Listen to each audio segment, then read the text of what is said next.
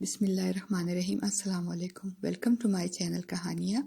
ہر آنے والی new video updates کے لیے چینل کو سبسکرائب کر کے بیل کو آن کر دیں تاکہ آنے والی نئی ویڈیوز کی اپڈیٹڈ نوٹیفیکیشنز آپ کو وقت پر مل سکے۔ شکریہ۔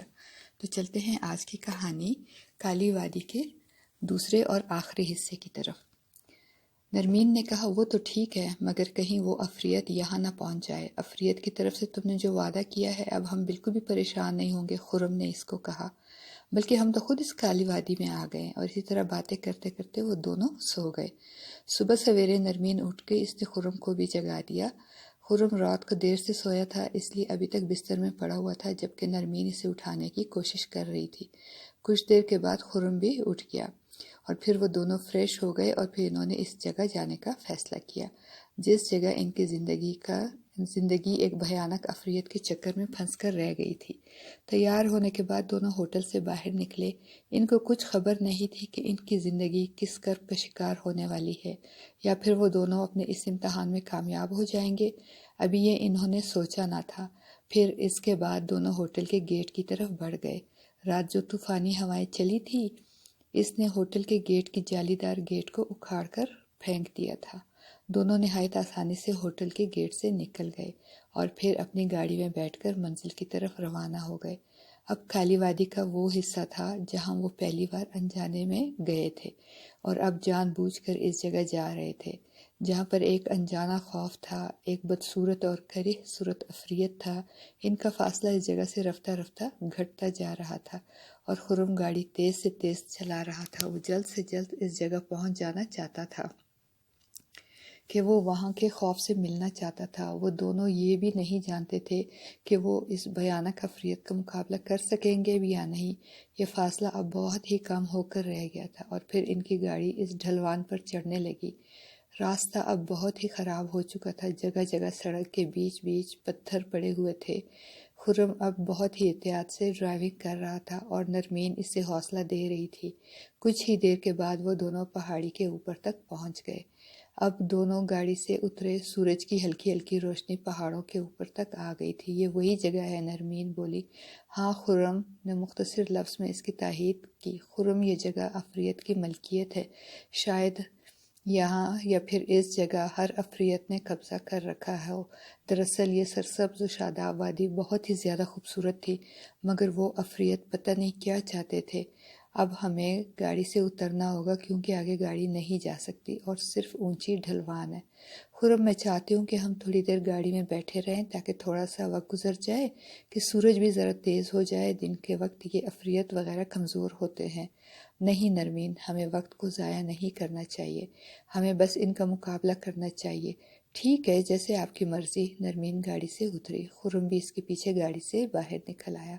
دونوں اس جگہ کی طرف جانے لگے جہاں پر وہ پہلے بھی ساتھ گئے تھے اور ان کی زندگی میں ایک بھیانک عفریت نے قبضہ کر رکھا تھا۔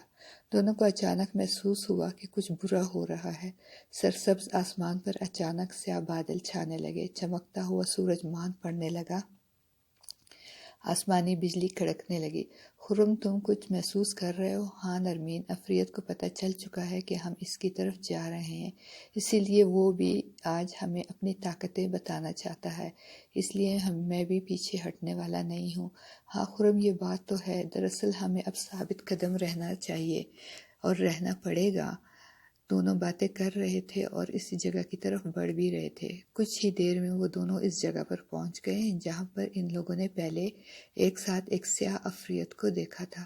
وہ بالوں کے گچھے بھی اس عفریت کا ٹھکانہ معلوم کیا تھا۔ خرم دیکھو، ہر طرف کالی تاریکی چھا گئی ہے اور رفتہ رفتہ وادی کالی ہونے لگی ہے۔ ایسا لگ رہا ہے جیسے شام ہو رہی ہے اور شام کی گھٹا ٹوپ اندھیرا پھیل رہا ہے۔ ہاں، اور اب بھی بدستور ایک گھنے بالوں کا گچھا وہاں پڑا ہوا تھا۔ خرم نے بے دردی سے وہ بالوں کا گچھا اٹھایا اور اپنی جیب سے لائٹر نکال لیا۔ خرم اس کو آگ لگانا چاہتا تھا مگر پتہ نہیں کہاں سے تیز ہوا آئی اور اس نے وہ لائٹر کا شعلہ بجھا دیا اور اب اس کے منہ پر ایک تھپڑ دے مارا۔ اس کے ہاتھ میں باریک بے وزنی بالوں کا وزن کہیں من بڑھ گیا اور وہ بال اس کے ہاتھ سے چھوٹ کر گر گئے۔ نرمین بھی خرم کے سرخ گال کو دیکھ کر حیران ہو گئی۔ خرم یہ کیا ہے نرمین، ہمیں نیچے غار میں جانا چاہیے، کسی بھی وقت اولے پڑ سکتے ہیں۔ ہاں یہ تو ہے، آپ بالکل ٹھیک کہہ رہے ہیں۔ وہ دونوں نے اس بالوں کو جس جگہ سے ہٹایا تھا، اس جگہ نیچے ایک سرنگ تھا اور وہ دونوں اس سرنگ میں داخل ہو گئے۔ اس سرنگ میں داخل ہوتے ہی وہ بالوں کا گچھا خود بخود سرنگ کے اوپر آ گیا اور سرنگ کا منہ بند کر دیا، اور اس کے سرنگ کے نیچے جو راہداری کے نیچے سیڑھیاں تھیں جو آگے راہداری تک جاتی تھی، وہ دونوں بغیر کسی کی پرواہ کیے آگے بڑھے۔ یہاں پر گہرا سکوت تھا، وہ بالکل اندھیرا تھا۔ خرم اب کیا کریں؟ میں ٹارچ روشن کرتا ہوں۔ اچانک اندھیرے میں نرمین چیخنے لگی۔ خرم نے جوں ہی ٹارچ روشن کیا اور نرمین کی طرف دیکھا تو نرمین کے جسم کے ارد گرد بال ہی بال لپٹ رہے تھے۔ خرم نے جوں ہی یہ منظر دیکھا تو ٹارچ کا شعلہ روشن کر کے نرمین کے قریب ہوا۔ وہ بال ایک دم ہی اوجھل ہو گئے۔ خرم نے نرمین کو دیکھا، وہ تھر تھر کانپ رہی تھی۔ نرمین مت گھبراؤ، ہمیں اس عفریت کی ایک کمزوری معلوم پڑ چکی ہے، وہ آگ کو پسند نہیں کرتی اور آگ کے معمولی شعلے سے بھی ڈرتی ہے۔ شاید خرم ایسا ہو، لیکن وہ بالوں سے بھرا ہوا ہے اور میرے خیال میں اس نے ہمیں صرف ڈرایا ہے، ابھی تک کچھ کہا نہیں، ورنہ تو اتنا بڑا ہے کہ لمحوں میں ہمیں مار سکتا ہے۔ نرمین کا اتنا کہنا تھا کہ اس کے کانوں میں آواز آئی۔ یہ آواز بہت ہی گمبھیر تھی، ایسی بھیانک آواز ان لوگوں نے پوری زندگی نہیں سنی تھی۔ اے لڑکے، تم نے میری وادی میں آ کر بہت بڑی غلطی کی ہے، تم کو اس کا خمیازہ اس لڑکی کی صورت میں بھگتنا پڑے گا، اور میں تمہاری بیوی کو تم سے چھین رہا ہوں، مجھے اس کی ضرورت ہے۔ یہ حسین دوشیزہ ہے اور اس کے باوجود یہ ایک باہمت لڑکی ہے، کیونکہ یہ یہاں دوبارہ آئی ہے۔ پچھلی بار جب یہ اس وادی میں آئی تھی تو یہ بالکل بھولی بھالی تھی اور معصوم تھی، مگر اس بار اس وادی کے اس نے عفریت کو للکارنے کے لیے آئی ہے۔ میں تم لوگوں سے بے خبر نہ تھا، مجھے تم لوگوں کی پل پل کی خبر تھی۔ اب یہ لڑکی میری ہو گئی اور تم اپنی بیوی کو بچانے کے لیے مجھ سے پنگا لوگے، یعنی تم مجھے زیر کرو گے، اور اگر تم میرا مقابلہ نہ کر سکو تو میں تمہیں فنا کر دوں گا۔ تم میری بیوی کو کچھ بھی نہیں کہو گے، کیونکہ میں اپنی بیوی کی حفاظت اچھی طرح کرنا جانتا ہوں۔ تم میری بیوی کا بال بھی بیگا نہ کر سکو گے، خرم نے طیش میں آ کر کہا۔ اچانک نرمین کے ارد گرد بال ہی بال لپٹنے لگے۔ یہ بال اس قدر کالے تھے کہ نظر نہ آنے والی عفریت کے ہی تھے۔ نرمین کی کئی چیخیں گونجنے لگی۔ میں تمہاری بیوی کو لے جا رہا ہوں، اگر تم مجھے روک سکتے ہو تو روک لو۔ خرم لائٹر کا شعلہ بار بار جلانے لگا، مگر اس کا لائٹر جل نہیں رہا تھا اور نرمین کی طرف بڑھا، مگر وہ شیطانی عفریت کے شکنجے میں بری طرح جکڑی جا رہی تھی۔ خرم کچھ کرو، یہ عفریت مجھے لے جائے گا۔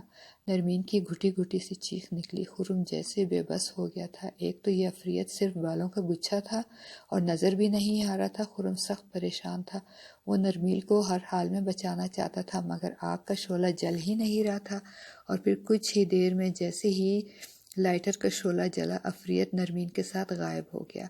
خرم پریشان نظروں سے دیوانوں کی طرح ارد گرد دیکھنے لگا۔ عفریت کی آواز خرم کے کانوں میں آئی، میں اس لڑکی کو لے جا رہا ہوں، آج سے یہ میری بیوی ہوگی، چند دنوں کے بعد میں اس سے شادی رچا لوں گا اور یہ میری طرح ہو جائے گی، میں اس کے اندر طلسمی طاقتیں آ جائیں گی اور اس کا وجود بالوں سے بھر جائے گا۔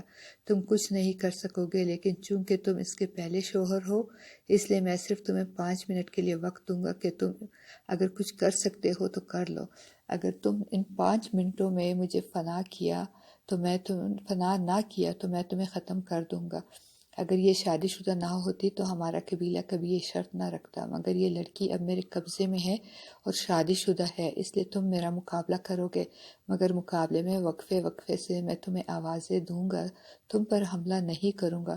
یہ 5 منٹ ہی ہیں جس میں تم ہار جیت کا فیصلہ کرو گے اور میں تمہیں دکھائی بھی دوں گا۔ عفریت نے اسے سب کچھ کہہ دیا۔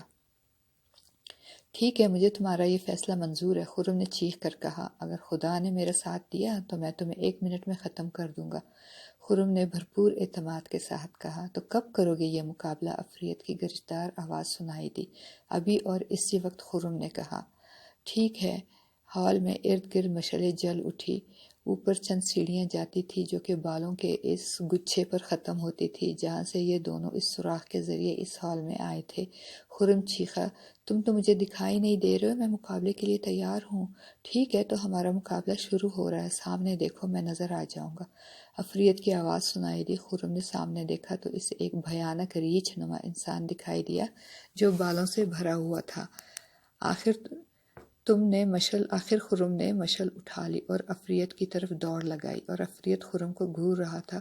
خرم نے جلتی مشل عفریت پر پھینک دی اور اس کے بالوں کو آگ لگ گئی، مگر کچھ ہی لمحوں میں آگ خود سرد ہو کر بجھ گئی۔ عفریت کے جسم پر بے انتہا لمبے گھنے بال تھے، وہ بالکل ریچھ کی طرح بالوں سے بھرا ہوا تھا۔ اس کی آنکھیں انڈے کی مانند بڑی بڑی اور سفید تھیں جس میں ڈھیلا بالکل بھی نہیں تھا۔ خرم نے تیزی سے 2 مشلیں اٹھائیں اور اس کے چہرے پر دے ماری، مگر عفریت پر ذرا برابر بھی اس کا اثر نہ ہوا۔ خرم بہت ہی پریشان ہو گیا تھا۔ وہ دوڑتا ہوا عفریت کے بالکل سامنے کھڑا ہو گیا اور اس کے سر کے بالوں میں ہاتھ ڈال کر کھینچنے لگا، مگر اسے کچھ بھی فرق نہیں ہوا۔ خرم کے پاس وقت بھی بہت کم تھا۔ وہ سوچنے لگا، میں بھی وقت ضائع نہیں کرنا چاہتا۔ کئی مکے اس نے عفریت کے چہرے پر مارے مگر بے سود۔ اس کا ہاتھ ہر بار بالوں کے گچھے میں الجھ کر رہ گیا۔ اب 2 منٹ اور 20 سیکنڈ کا انتہائی کم وقت رہ گیا تھا۔ عفریت خرم کی بے بسی پر قہقہے لگا رہا تھا۔ اسے جیسے یقین ہو کہ ہار خرم کے مقدر میں لکھی جا چکی ہے اور وہ بھیانک عفریت سکندر بننے والا ہے۔ یا اللہ میری مدد کر، خرم خدا سے مدد مانگنے لگا۔ اس کی آنکھوں سے آنسوؤں کی لڑی جاری ہو گئی۔ اب صرف 1 منٹ اور 30 سیکنڈ کا انتہائی قلیل وقت رہ گیا۔ اچانک خرم کے ذہن میں ایک دھماکہ سا ہوا اور اس کی آنکھوں کے سامنے وہ بالوں کا گچھا آ گیا جو سوراخ کے اوپر رکھا ہوا تھا۔ خرم نے پھرتی سے دیوار کے اور طاق سے ایک جلتی ہوئی مشل نکالی اور سیڑھیوں کی طرف دوڑ لگائی۔ وقت بہت کم رہ گیا تھا، اب صرف 1 منٹ رہ گیا تھا۔ وہ سیڑھیوں میں چڑھتے ہی آگے باہر جانے کا راستہ بند تھا اور وہ گھنے بال سوراخ کے اوپر ہی موجود تھے۔ خرم نے لمحے کے اندر ہی ان بالوں کو آگ لگا دی۔ ان کمزور بالوں نے لمحے میں ہی آگ پکڑ لی اور گہرا دھواں ارد گرد چھانے لگا۔ عفریت کے کہے بھیانک چیخوں میں تبدیل ہو گئے۔ خرم جلدی سے نیچے چلا آیا تو اس کو نیچے عفریت کے قدموں میں نمو یعنی نرمین دکھائی دی۔ عفریت کو آگ لگ چکی تھی اور اس کے بال جل رہے تھے۔ نرمین نے خرم کی طرف دوڑ لگا دی۔ خرم یہاں سے نکلو۔ خرم نے اس کا ہاتھ تھاما اور دونوں سیڑھیوں کی طرف دوڑے۔ وہاں پر گہرا دھواں تھا۔ دونوں باری باری سوراخ کے راستے باہر نکل گئے۔ وہ دونوں وہاں سے دوڑتے ہوئے دور جانے لگے۔ وہاں پر عفریت کی بھیانک چیخیں اب بھی سنائی دے رہی تھی۔ اچانک ایک بڑا پہاڑی پتھر سرکتا ہوا اس سوراخ پر آ گرا اور وہ جگہ ہمیشہ کے لیے بند ہو گئی۔ دونوں گاڑی تک پہنچ گئے۔ خرم، خدا کا شکر ہے کہ ہم نے عفریت کو ختم کر دیا۔ ہاں نرمین، یہ تو خدا کی ذات ہے جس نے میری مدد کی اور میری ذہن میں وہ بالوں کا گچھا یاد دلایا اور ہم نے اس برائی کو دنیا سے پاک کر دیا۔ اب خدا کی شان سے ہماری زندگی بھی محفوظ ہو گئی ہے۔ نرمین، تم تھی کہاں؟ میں عفریت کے قریب ہی تھی مگر جادو کی وجہ سے تمہیں نظر نہیں آ رہی تھی اور نہ آواز دے سکتی تھی۔ اس بالوں میں عفریت کی جان تھی، بلکہ کئی عفریتوں کی روحیں تھیں جو اب آزاد ہو کر اس جہاں سے چلی گئی ہیں۔ وہ دونوں گاڑی میں بیٹھ کر خوشی خوشی شہر کی طرف جانے لگے اور پھر اس کے بعد نرمین کو کبھی ڈراؤنا خواب نہ دکھائی دیا اور نہ ہی وہ کبھی ڈری تھی۔ سب کچھ خرم نے ختم کر دیا تھا۔ آپ کو میری کہانی کیسے لگی؟ مجھے ضرور اپنی رائے سے نوازیے گا۔ کہانی اچھی لگے تو چینل کو سبسکرائب، کہانی کو لائک اور کمنٹ ضرور کیجیے گا۔ کہانی سننے کا شکریہ۔